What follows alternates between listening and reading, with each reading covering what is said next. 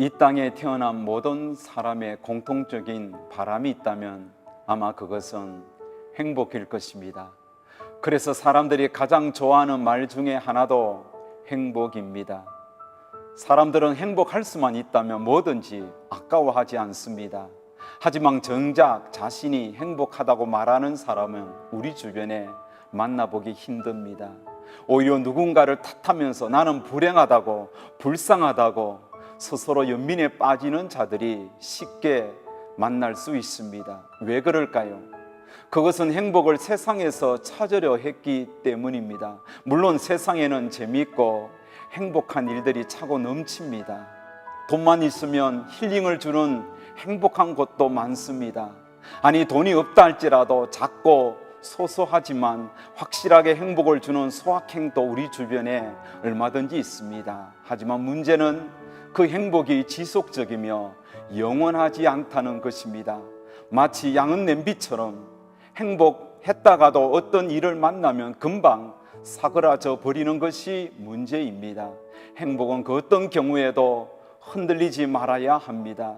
행복은 어떤 일을 만나도 영원해야 합니다. 그런 행복이 어디에 있겠습니까? 오직 예수 그리스도에게만 있습니다. 예수님은 행복 그 자체입니다.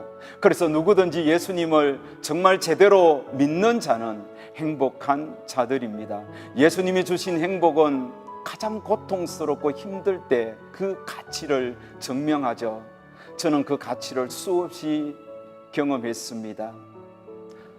저에게는 딸만 셋 있었습니다. 하지만 지금은 둘밖에 없습니다. 왜냐하면 지금부터 6년 전 너무나 사랑스럽고 신실했던 큰딸이 미국 유학 간 지 일주일 만에 버스 사고로 천국 갔기 때문입니다. 평소 엄마 아빠에게 사랑한다고 자주 표현했고 자신의 페이스북에는 가장 존경하는 목사님이자 멘토가 아빠라고 자랑스러워했던 딸입니다. 그런데 그 딸이 꿈을 안고 떠난 미국 시애틀에서 버스 사고로 뇌를 크게 다쳤습니다. 사고 소식을 듣고 단걸음에 달려가 보니 얼굴은 퉁퉁 부었고 눈에는 핏눈물이 쉴 새 없이 흘러내렸습니다.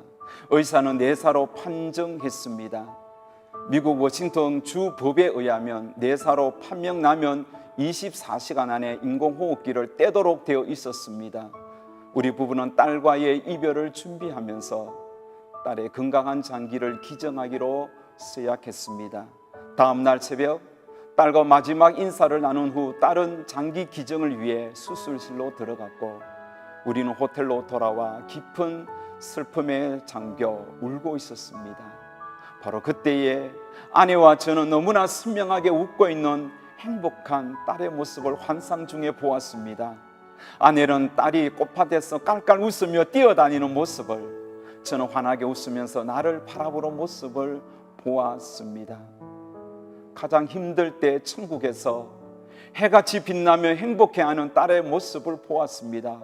그 후 우리는 눈물을 닦았습니다. 그리고 다시 만날 그날을 소망하며 지금 열심히 사역하고 있습니다. 언젠가 우리도 이 땅을 떠나게 될 날이 올 것입니다. 그때 사랑하는 딸을 만나 이렇게 말할 것입니다. 사랑하는 딸아, 천국에서 행복하게 잘 있었지? 우리도 너를 만날 그날을 생각하며 행복하게 살다가 왔단다. 자식을 가슴에 묻어보지 않은 사람은 그 고통의 크기와 아픔을 알지 못합니다.